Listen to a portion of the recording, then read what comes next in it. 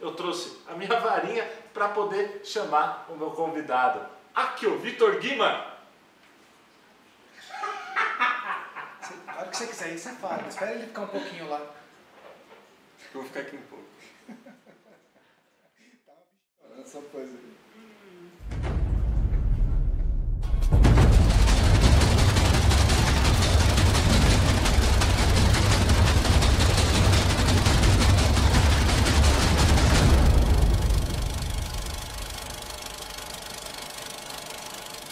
Quando quer que vocês estejam, sejam bem-vindos a mais uma videocrítica aqui do Observatório do Cinema. Eu sou o Rodrigo Ial e a gente vai falar um pouquinho hoje sobre Animais Fantásticos, os crimes de Grindelwald. Mas eu não estou aqui sozinho hoje, eu trouxe a minha varinha para poder chamar o meu convidado. Aqui, o Vitor Guima. Nem assim funciona o feitiço, mas depois desse efeito Chapolin, a gente vai bater um papo aqui sobre Animais Fantásticos, não é isso não? Mais fantásticos e porque existem, onde ficam, né? Animais Fantásticos e porque existem. Acho que a primeira crítica, como isso mexe no cânone de Harry Potter. Vai falar com spoiler? Vamos falar com spoiler? Vamos falar com spoiler? Não dá pra falar de o filme, spoiler. Você sabe que eu tenho pavor, porque vão existir 5 filmes, eu tenho muito medo que me façam escrever a crítica do 5º e aí eu vou ter que ver os outros. Pois é, eu tive que assistir. Na verdade, já tinha assistido o primeiro, né? Eu sou bastante fã de Harry Potter, antes vocês comecem a me massacrar aqui. Mas vamos falar então sobre o cânone mesmo.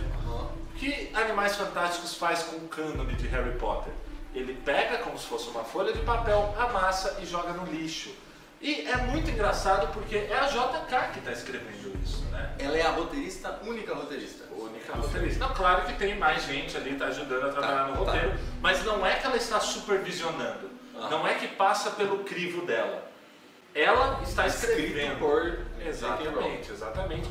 Tanto que recentemente aí houve uma questão, né? Ela postou uma foto do Rio de Janeiro dos anos 30 e por causa de uma série de comentários acabou se especulando que o próximo filme, Animais Fantásticos 3, se passaria no Brasil, exatamente no Rio de Janeiro. E você disse que tem duas coisas ali. Uma que gerou, deu uma certa polêmica antes do filme ser lançado, falando do passado da Nagini.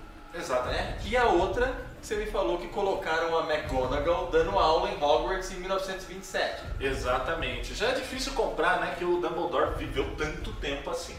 Mas isso de fato aconteceu, né? A gente pode especular aí que os bruxos vivem um pouco mais e tudo mais, mas segundo o cânone ali, né, segundo o universo expandido, que a JK adora ficar compartilhando coisas no Twitter para confirmar teorias. Não, pensa numa pessoa que não larga o osso, não larga sempre alimentando, né, a legião de fãs também.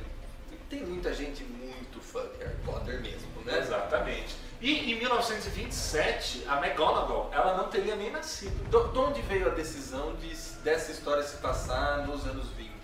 A do Newt Scamander. Isso já vinha do livro? É porque assim, né, na verdade, eu gosto de comparar bastante essa prequela, né, que eles estão fazendo de Harry Potter com a prequela O Hobbit, né, do Senhor dos Anéis.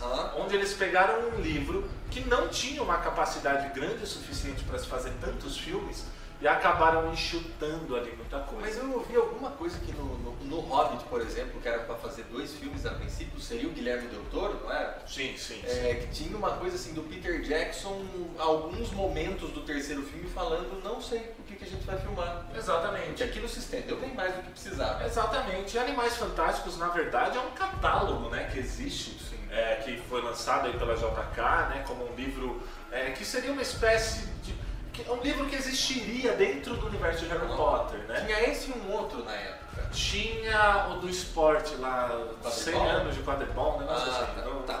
Não me lembro. O Animais Fantásticos eu cheguei a ler, achei interessante. Quando anunciaram Animais Fantásticos, inclusive, eu cheguei a sonhar, porque um homem pode fazer isso, de que seria um filme parecido com um documentário da BBC, entendeu? Só que de algo mais fantástico, assim, com o próprio Newt Scamander ali apresentando. Mas eles resolveram fazer essa prequela justamente para explicar ali os crimes aqui, ó, do Johnny Depp.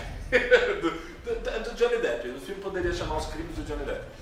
Inclusive ele tem alguns na conta. Mas a grande questão é que não havia uma história, realmente, um romance em Animais Fantásticos. E eles criaram para contar essa prequela. Aí mexendo no cânone, como já foi citado aqui com Nagini, como foi citado aqui com a McGonagall. E vale lembrar também, agora a gente tá com spoilers, lembrando, mas no final do filme, o Credence, né, o Ezra Miller, ele é ali referenciado como Dumbledore, como alguém da família Dumbledore. E isso é simplesmente um absurdo, porque muda toda a carga do que realmente é a história do Dumbledore dentro dos 7 livros de Harry Potter. Porque o Dumbledore tem um negócio com a família dele, ele tem uma mágoa com o Grindelwald, né? Por causa de toda a questão com a irmã dele, mas colocando um novo Dumbledore aí na jogada, e isso nunca foi explorado ali nos livros, acaba complicando bastante. Isso me parece que está expandindo um tanto a mitologia de Harry Potter, mas do jeito que você está falando, negativamente. Na minha opinião, não é nem negativamente, é que assim, são retcons, e tudo bem você fazer um retcon, né?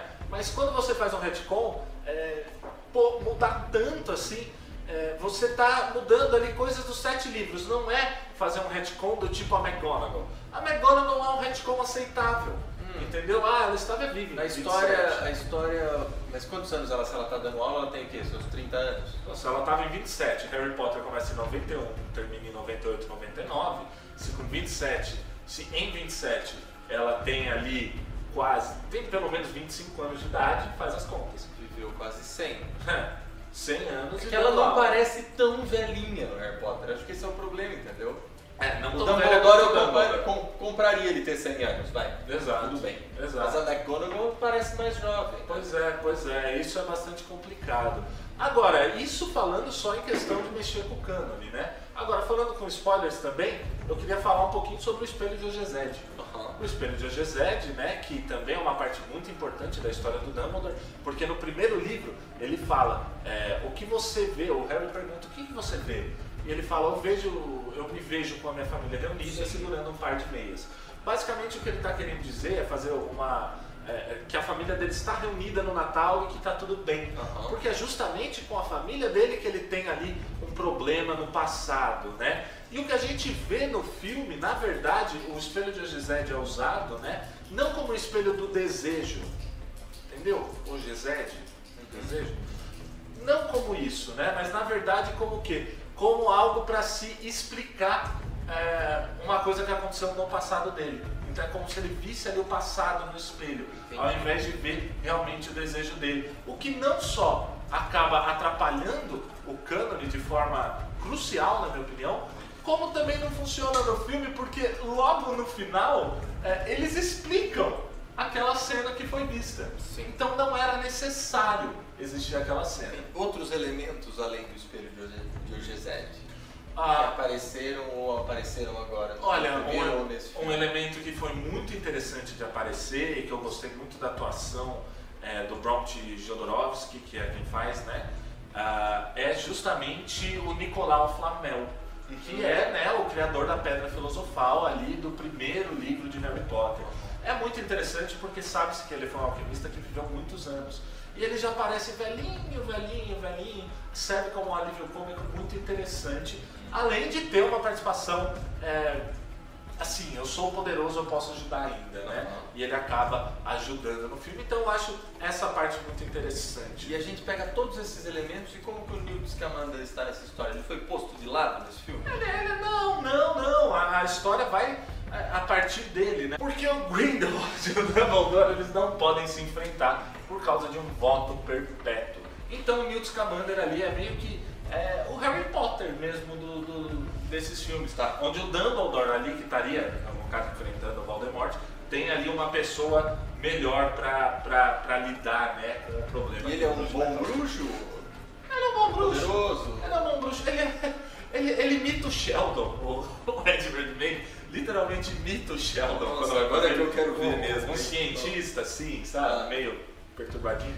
E chega a ser interessante, assim, não fica muito trash. Mas se você viu Big Bang Theory, é impossível não fazer essa comparação. Parecido, assim. É bem parecido. Entendi. E como fica o que os fãs estavam esperando, eu imagino, a relação, né, amorosa do Grindelwald com o Dumbledore.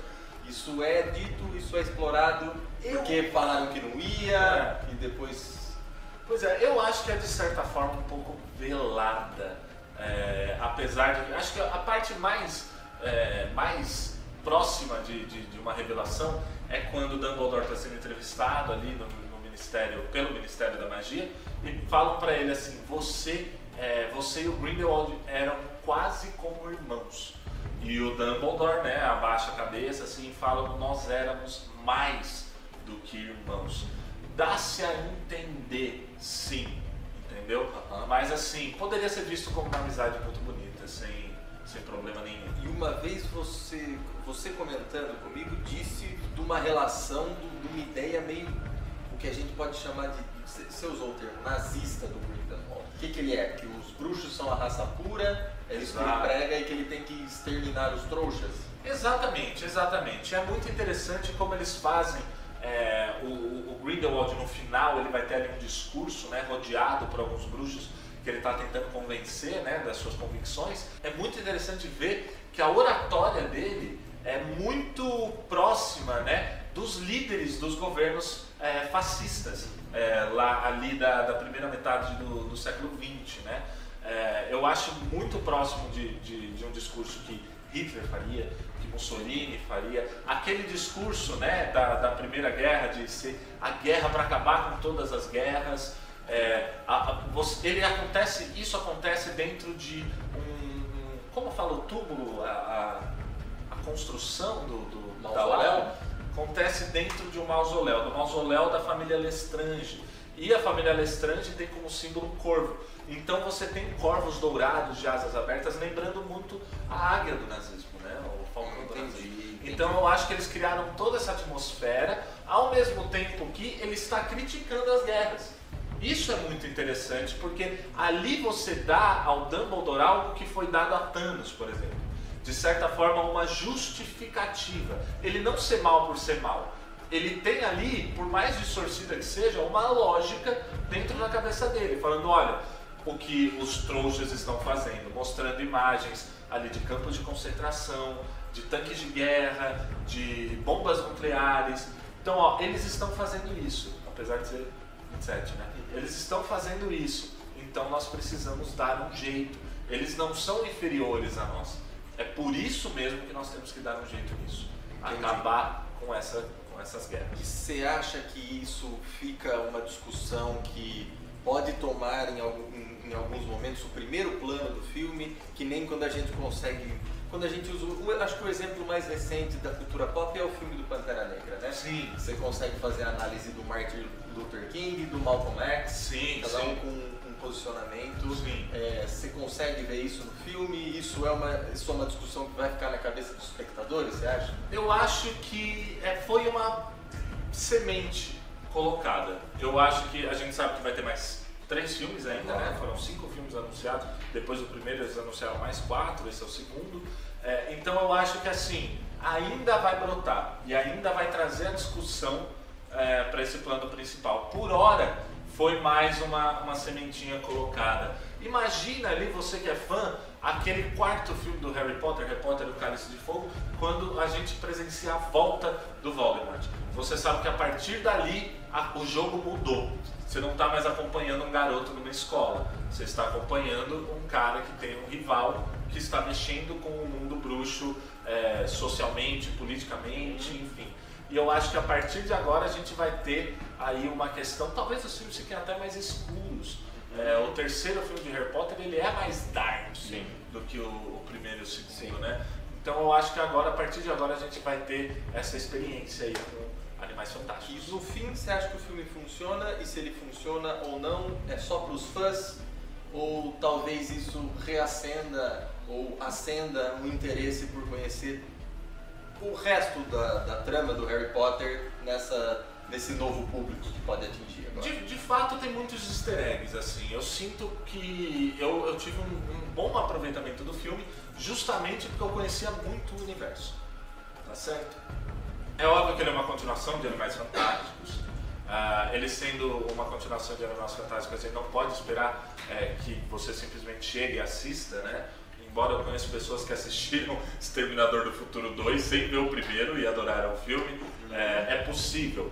Mas para você ter a amplitude toda do que o filme trata, seria interessante você ter visto esses outros 9 filmes e mais interessante ainda, você ter lido os livros. Mas ele funciona ali, se você começou a assistir com Animais Fantásticos, nunca viu Harry Potter, não sabe do que se trata, quem foi Harry Potter nesse universo, funciona ainda assim, porque é uma prequela.